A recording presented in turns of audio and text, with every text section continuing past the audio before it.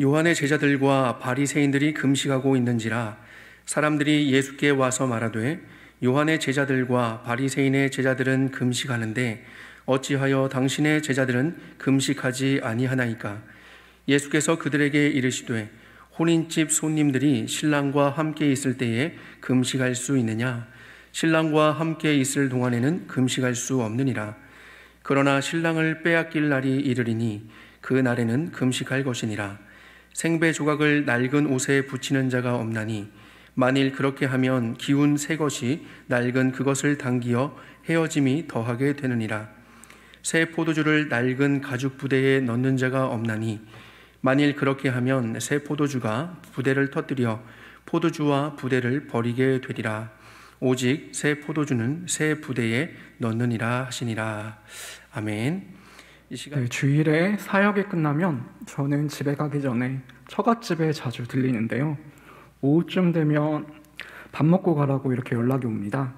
요리를 좋아하셔서 한가득 음식을 차려주시는데 가서 다 먹고 또 과일을 먹고 나면 이제 좀 한숨 좀 돌리려고 하고 할 때 이번에는 얼른 가라고 이렇게 말씀을 하세요. 왜 그러시냐 물어보면 구역 예배, 목장 예배를 하셔야 된다고 합니다. IT 기계를 잘 다루시는 편이 아닌데 그런 장인 장모님이 주일 저녁에는 꼭 두 분이 같이 모이셔서 스마트폰 화면으로 줌으로 목장 예배를 드리십니다. 그럼 저희 집은 어떻게 하시느냐? 저희 어머니는 이 코로나 기간이 참 은혜가 되는 기간이셨다고 해요. 물론 교회에 가지 못하는 것은 답답하지만 그동안 수없이 성경을 많이 읽었는데 이번 코로나 기간에 묵상한 것처럼 깊게 성경을 묵상하신 적이 없다고 하십니다. 코로나 기간을 지나면서 주일에 집에 있는 시간이 많아지시면서 저희 교단에서 우편으로 하는 성경통신학교를 신청하셨고 처음으로 성경을 깊이 여러 번 생각하면서 창세기부터 요한계시록까지 통째로 묵상을 하셨다고 해요. 이처럼 이 코로나 기간에 이 기간을 지나면서 그리스도인들이 우리 신앙인들이 신앙을 지키는 가장 좋은 방법은 교회에서 하자는 대로 하는 것인 것 같아요. 교회에서 하라는 대로 하면 교회가 하라는 대로 그냥 하면 그것이 가장 쉬운 길이다 하는 이렇게 생각하는 시간이 되는 것 같습니다. 예배 참석하고 또 성경 읽으라면 읽고 공부하라면 공부하고 이렇게 하는 것. 이 코로나 기간은 교회에서 하자고 하는 대로만 하면 우리가 그동안 참 어렵지 않게 신앙생활을 했었구나 또 앞으로도 할 수 있겠다라는 것을 생각하는 다시금 새롭게 깨닫게 되는 시간인 것 같습니다. 요즘 또 갑자기 코로나가 확산하면서 거리두기 4차다 하면서 단계가 올라가고 또 예배가 비대면이 되고 경제가 어렵다고 합니다. 그러나 그럼에도 불구하고 참 감사한 것은 조금씩 이제 끝이 보인다는 것입니다. 아마 내년에는 끝나지 않을까 하는데요. 보통 한 10년이 걸린다는 백신이 1년 만에 개발된 것도 그렇고 또 지금 우리나라는 지연이 되고 있지만 어쨌든 백신을 맞고 일상생활로 돌아간 그런 나라들도 하나 둘씩 나타나고 있는 것이 참 은혜라라는 생각이 듭니다. 아무쪼록 코로나가 속히 끝나고 또 이 기간 교회에서 하라는 대로 잘 하셔서 알곡이 되셔서 이것이 다 끝났을 때 새로운 세계를 살아가는 우리 성도 여러분들이 되어지기를 예수님의 이름으로 소망합니다.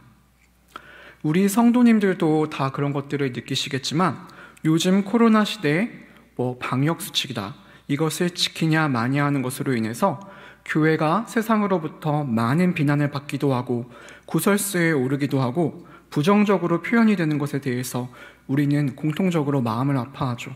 안타깝다 이렇게 생각을 하시기도 합니다. 그러나 저도 처음에 그랬는데 이제는 사실 시간이 지나서 이제는 그런 생각들보다는 그렇게 부정적인 이야기를 듣고 비난을 들을 때 약간 화가 납니다. 교회가 세상으로부터 이렇게 저렇게 평가를 받는 것, 판단을 받는 것뿐만 아니라 반대로 수칙을 잘 지키고 모범이 되어서 세상으로부터 칭찬을 받을 수 있겠죠. 세상으로부터 인정받는 그런 얘기를 들을 수도 있어요. 그런데 그런 것마저 세상으로부터 칭찬을 들으며 맞아, 교회는 이래야 돼 하는 그런 말들을 듣는 것마저 곰곰이 생각해보면 사실 좋지도 않고 바라는 바도 아니고 그것이 성경적인 것이 아니다 라는 생각을 하게 된다는 것입니다. 교회나 신앙은 세상으로부터 이러쿵저러쿵 비판이나 판단을 받는 그런 대상이 될 수 없다라는 것이 성경의 신앙의 기본적인 그런 하나의 원칙입니다. 교회나 신앙이 세상으로부터 판단을 받기 위해서 이렇게 저렇게 애를 쓰고 또 그 기준에 맞춰서 롤모델이 되기 위해서 애쓰는 것은 결코 바람직한 것이 아니다라는 거예요. 이전에 어떤 이단이 우리는 이렇게 열심히 봉사활동을 해서 대통령상을 받았다, 장관상을 받았다 이렇게 하면서 많은 영혼들을 실족하게 하는 데 활용했잖아요. 교회는 세상의 기준에 의해서 평가를 받을 수도 없는 것, 세상의 기준에 의해서 평가를 받을 수도 없는 세상에 있지만 그러나 교회는 세상과는 구별된 거룩한 무리다라는 것이 성경이 말하고 있는 바입니다. 그리고 세상에 살지만 그러나 세상과는 구별된 거룩한 무리라는 것을 우리의 이 정체성을 이 시기에 다시 한번 확고히 해야 한다는 것이 오늘 말씀을 통해 주시는 생각입니다.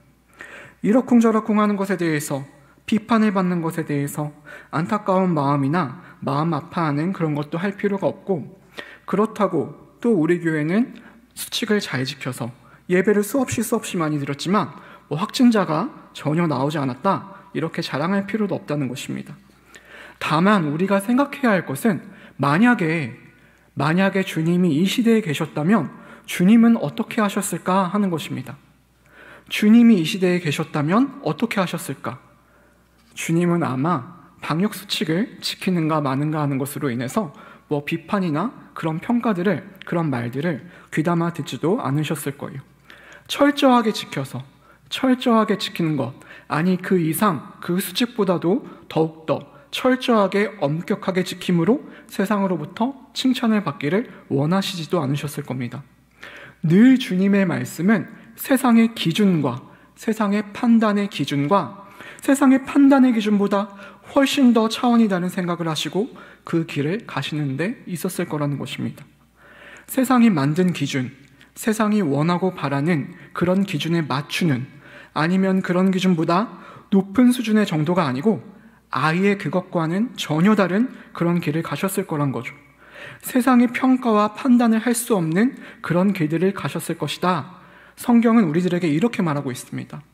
너희가 세상을 판단하는 자들이니라 이렇게 말하고 있어요. 성도가 세상을 판단할 것을 너희가 알지 못하느냐? 세상도 너희에게 판단을 받겠거늘 지극히 작은 일 판단하기를 감당하지 못하겠느냐? 이렇게 말하고 있습니다.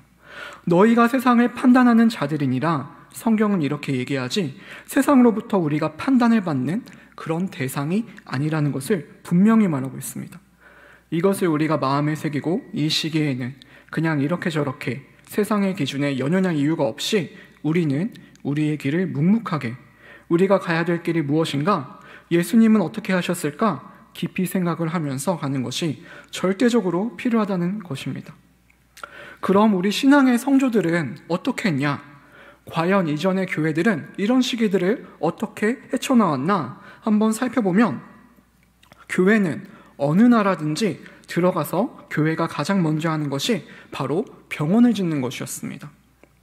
교회를 세우기도 했고요. 복음을 전하면서 먼저 어디에도 병원이 없는 곳에 병원을 세우는 것이 바로 교회였습니다. 신앙인들이었습니다. 또 학교도 있어요. 학교가 없을 때 교회가 학교를 세웠던 거예요. 대학을 세웠던 것입니다. 이처럼 우리 신앙의 선조들은 세상에 날고 뛰는 그런 무리들보다도 더욱더 앞서서 이런 일들을 했던 것입니다. 그것이 교회가 한 일이요, 또 그리스도인들이, 우리 신앙인들이 했던 일인 것입니다. 우리 신앙의 선조들은 이런 시기를 대처할 때 세상에서 요구하는 일들을 따라서 하지 않았습니다. 세상보다 앞서갔어요. 훨씬 그보다 앞서갔습니다. 이전에도 페스트라든지 콜레라라든지 전염병들이 성행했던 그런 시대를 교회들이 살아갔었어요. 신앙인들이 살아갔던 그런 시절들이 있었습니다. 수없이 많은 사람들이 죽었던 그런 시절이 있었죠. 그럴 때 교회는 어떻게 했을까? 우리가 쉽게 알 수 있는 예 하나를 들면 유럽의 교회를 가면 교회 예배당 밖에 설교단이 세워져 있는 그런 교회들이 있습니다. 원래 설교단이 교회 안에 있는 거잖아요. 설교하는 사람들이 단상에 올라가서 설교하게 그렇게 되어 있는데, 그런데 그게 교회 밖에 설교단이 되어 있는 교회들이 있습니다. 그 당시에는 교회가 모든 삶의 중심이었습니다. 삶의 중심, 마을의 중심, 삶의 우리 생활의 중심이었어요. 그렇게 삶의 중심인 교회가 피할 수 없는 그런 시절을 맞아서 교회는 어떻든지 그리스도인들의 삶을 이끌어가게 하기 위해서 어떻게 리드를 했었냐면 이렇게 했습니다. 안에서 모이면 이게 전염이 되니까 밖에서 했어요. 밖에서 이렇게 상식을 뛰어넘는, 생각할 수도 없는 그런 방법들을 생각해내고 행해나갔던 것입니다. 그 시대에는요. 이 시대를 살아가는 우리들에게 있어서도 마찬가지란 거죠. 교회로서, 그리스도인으로서, 신앙인으로서 세상과 싸우지 말고 세상보다 앞서서 차원이 다른 세계를, 다른 것들을 향하여 나가야 되는 것, 이것이 바로 우리가 생각해야 될 것들이에요. 겨우 그냥 이리저리 바뀌는, 그때그때 만들어지고 세워나가는 그런 방역수칙에 따라서 그 정도 지키려고 헉헉거리면서 발버둥 치는 것이 아니라 그 위에 그보다 훨씬 다른, 세상과는 다른 그런 하나의 길을 가는 것, 세상과는 다른 삶들을 어떻게 살아가야 될 것인가 스스로 자문하면서 하나님께 은혜를 구하고 그 길을 찾아가야 되는 것이 우리 그리스도인들이 지금 생각해야 될 일들입니다. 우리는 싸울 이유가 없습니다. 부딪힐 이유가 없습니다. 그래도 감사한 것은 이게 보통 때처럼 백신 개발에 10년이 걸린 게 아니라는 거예요. 만약 더 딜레이 되면 어떻게 됐을까 한번 이렇게 우리가 상상해보면, 패스트는 4년이 넘게 갔었잖아요. 정말 힘들었겠죠. 그러나 1년 반 남짓한 이 상황에서 이제 백신이 개발되고 그래도 끝이 조금씩 보이고 있다는 거죠. 느리지만 끝을 향하여 가고 있다는 것입니다. 지금 답답합니다. 비대면으로 모이지 못하고 더뎌 보입니다. 우리의 모습이 더뎌 보입니다. 예전보다 나가는 것이 훨씬 더디고 또 천천히 나아가는 것 같습니다. 하고 싶었던 것들을, 계획했던 것들을 다 하지 못하고 있습니다. 당장 여름 사역도 모두 온라인이 됐습니다. 그러나 나중에 회복이 되면 머지않아 회복의 때를 주시면 그동안 더디간 부분들도 다시 하자는 것이에요. 많이 하자는 것입니다. 열심히 하자는 거죠. 요즘 보면 이게 원칙은 맞는데, 이게 원칙인 것 같지만 맞는 얘기인지도 모르지만 꼭 그렇지 않다라고 생각되는 일들이 있어요. 왜 그렇게 세상과 싸우며 모이려고 발버둥 칠까? 시위하고 공무원들을 쫓아내고 그럴까? 꼭 내일이 없는 사람들처럼 그럴까? 만약 정말 내일이 없으면 오늘 우리는 사과나무를 심어야 되고 모여서 꼭 예배를 드려야 되고, 예수님을 우리 목에 칼을 들이밀고 예수님을 부인하라고 하면 우리는 목숨을 걸고 예배를 드려야 되겠지만, 그러나 하나님께서 지금 이 순간에도 역사하고 계신다는 거죠. 우리에게 끝을 보여주고 계신다는 것입니다. 곧 회복을 허락하시지 않겠느냐는 거죠. 그러면 지금은 더딜지라도 나중에 기회가 주어지면 지금 못한 것마저 밤새면서 열심히 하자는 것입니다. 이전에 이스라엘 백성들이 포로로 잡혀가지고 바벨론에 포로로 끌려가서 지냈던 시절들이 있었습니다. 하나님께서 왜 그러셨을까? 왜 이스라엘이 바벨론에 포로로 잡혀가게 되었을까? 생각해보면 여러 가지 이유들이 있겠지만 그들의 우상 숭배로 인한, 죄로 인한 징계 때문이었지만 안식년을 지키지 않은 것도 그 이유였습니다. 그들이 안식년을 지키지 않은 것으로 인해서 그렇게 포로로 끌려가게 하시고 그 땅을 안식하게 하셨다 그랬어요. 이스라엘의 땅을 안식하게 하셨다 그랬습니다. 안식이라는 것은 뭐냐면 일을 하지 않는 거예요. 쉬는 거예요. 아무것도 안 하는 겁니다. 바벨론에 가서도 아마 이런 사람이 아마 그랬을지도 몰라요. 아마 어떤 사람은, 아주 부지런한 사람은 그냥 바벨론에서도, 거기서도 일주일 내내 365일 밭을 일구면서 매일매일 일하면서 지냈을지도 모릅니다. 하나님께서 원하시는 것은 안식하라는 것이었어요. 안식일에 일을 하지 말라. 그걸 통하여 구체적으로 정확하게 이렇게 얘기하셨어요. 그걸 통하여 우리들에게 구체적으로 정확하게 얘기하시기를 일하지 말라. 그래서 움직이지 말아라. 그걸 통하여 우리들에게 무엇을 주시려고 했냐면, 이스라엘 백성들에게 무엇을 주시려고 했냐면, 물론 그들에게 쉬어라, 그동안 너희들이 열심히 했었으니까 애썼으니까 쉬어라 하는 그런 측면도 있겠지만, 그게 아니고 너희는 가만히 있어라, 잠잠히 내가 너희를 대신해서 싸우리라. 이렇게 그 기간이 하나님이 일하시는 것을 보도록 하는 시간들이었다는 말이죠. 어쩌면 하나님께서 우리들에게 이 코로나를 주신 이유도 그것일지도 모릅니다. 요즘 알코올릭보다 워커홀릭이 많죠. 경쟁이 극심한 사회라 이젠 술 중독자들보다 일 중독자들이 더 많아요.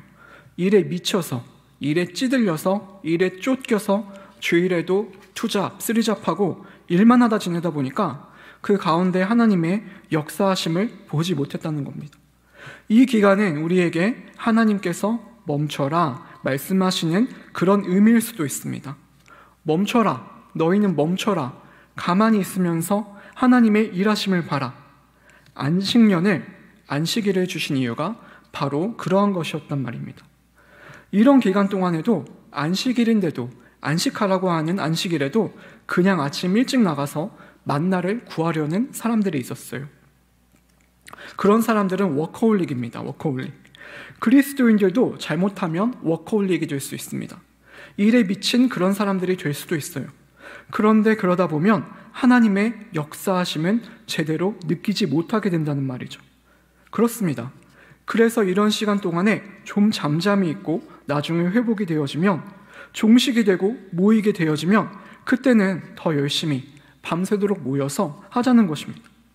저는 하나님께서 이런 부분에 대해서는 충분히 넉넉히 이해하시리라 생각합니다. 그런 부분에 있어서는요. 그래서 그냥 안절부절해 하지 말고, 그냥 하지 아니하면 안 되는 것으로 생각하지 말고, 그렇게 세상과는 다른 그런 방법으로 나아갔으면 좋겠다는 것입니다. 마가는요, 그 시대에도 우리와 마찬가지였겠지만 그 시대에 사실 하나님의 백성들에게 이렇게 이야기를 하고 싶었던 겁니다. 예수 그리스도의 복음의 시작이라 그랬습니다. 하나님의 아들 예수 그리스도의 복음의 시작이라.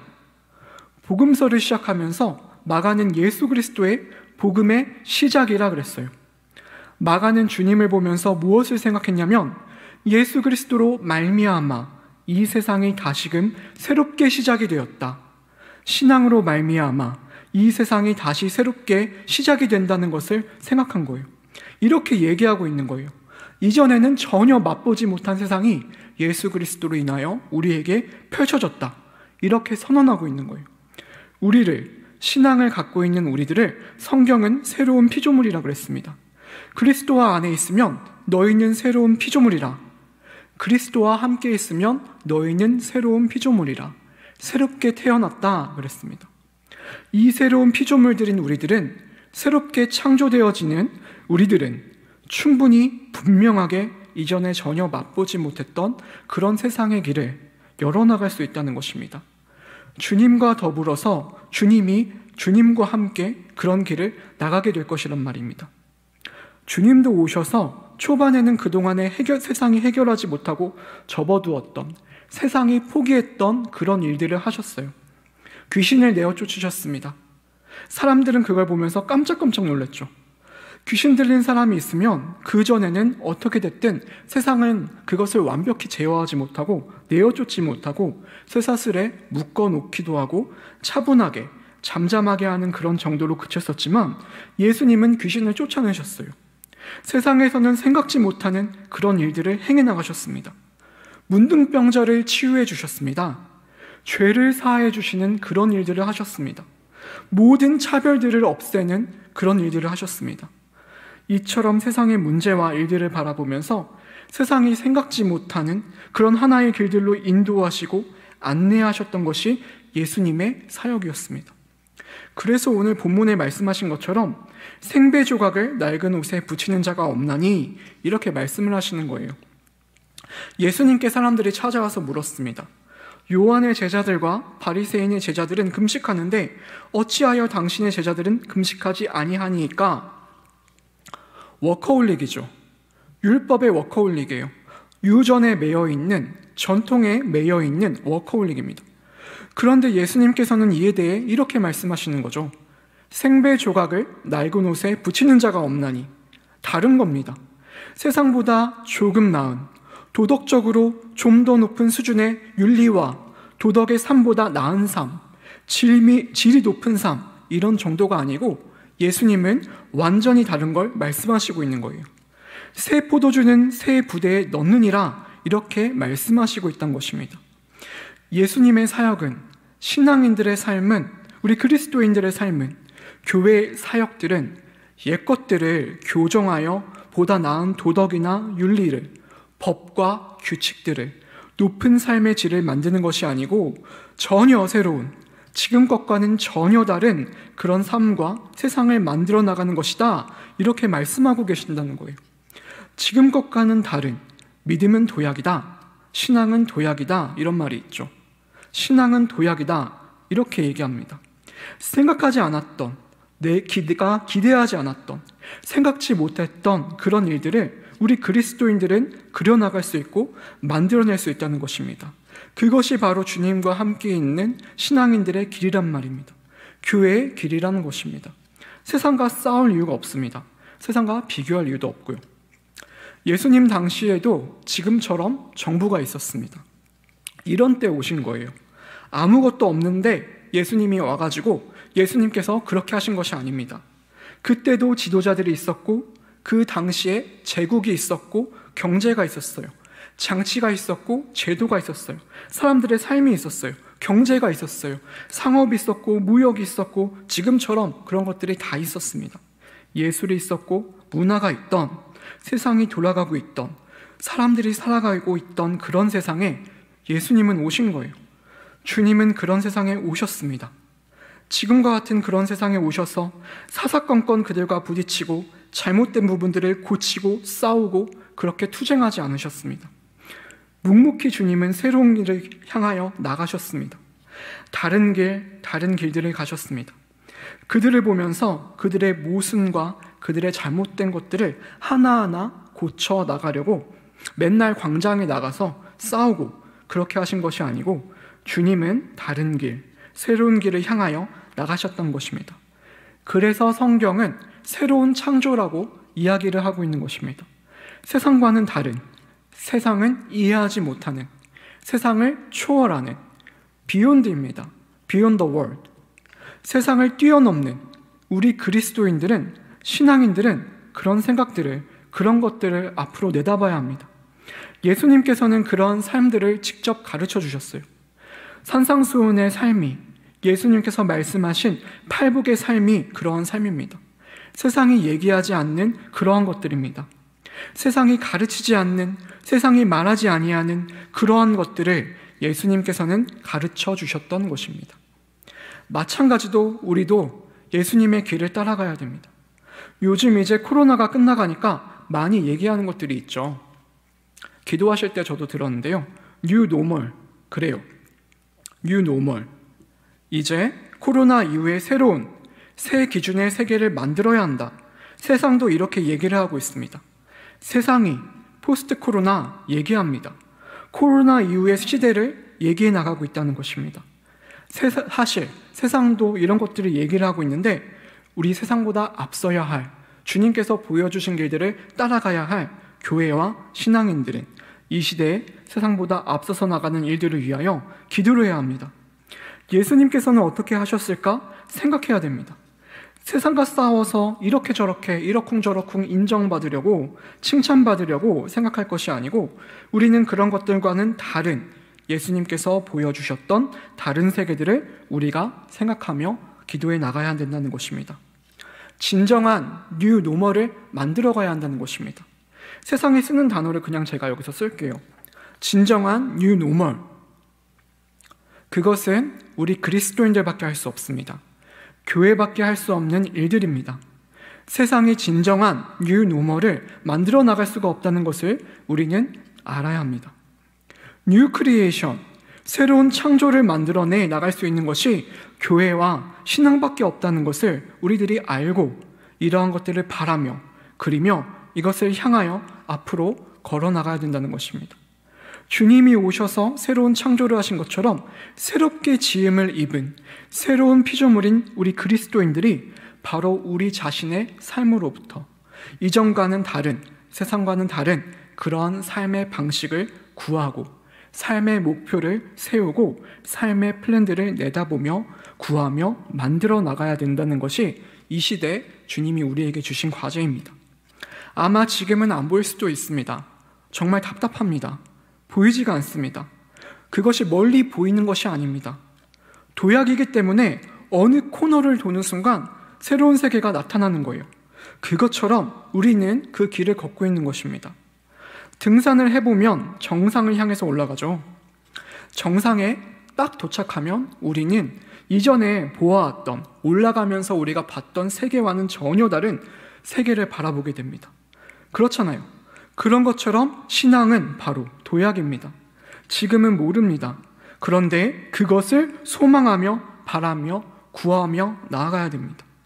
우리만이, 교회만이 세상과 다른 그런 새로운 세계와 삶들을 제시하고 던져나갈 수 있다는 생각과 믿음을 가지고 우리들의 그 시기를 준비하면서 살아가야 된다는 것입니다. 우리가 매일 접하는 우리들의 일상부터 그 삶에서부터 새로운 플랜을 내다보고 새로운 비전을 가지고 살아야 됩니다. 흔히 얘기하는 새로운 비전입니다. 내가 지금은 생각지 못하지만 그러나 어느 순간 우리는 반드시 도약할 것이고 맑아질 것이고 예수님께서 우리들에게 깨닫게 해주실 것이고 우리로 하여금 보게 하실 것이라는 것을 믿고 준비를 해 나가야 된다는 것입니다. 어쩌면 지금까지 우리가 걸어왔던 그런 길과는 전혀 다른, 우리들이 전혀 보지 못했던 새로운 것들이 우리 앞에 무궁무진하게 놓여 있을 수 있다는 것을 우리가 알아야 돼요. 그걸 준비해야 됩니다. 이것이 이 시대에 우리에게 주신 하나님의 큰 의미인 것을, 과제인 것을 아시기 바랍니다. 다시 회복이 되면 이전처럼 회복의 때를 주시면 우리가 옛날에 잘 해왔던 것들은 그런 신앙의 패턴들을 기본으로 하고 플러스 알파를 바라보는 거죠. 플러스 알파를 더 해야 된다는 거죠. 어떤 새로운 세계를, 새로운 삶들을 하나님께서 우리들에게 제시하고 또 가르쳐 주시고 보여주실 것인가 하는 것들을 기대하며 생각하는 것, 그것을 바라고 기도하시는 것이 지금 우리가 해야 되는 일들입니다. 지금이 바로 그런 시기 아닐까 합니다.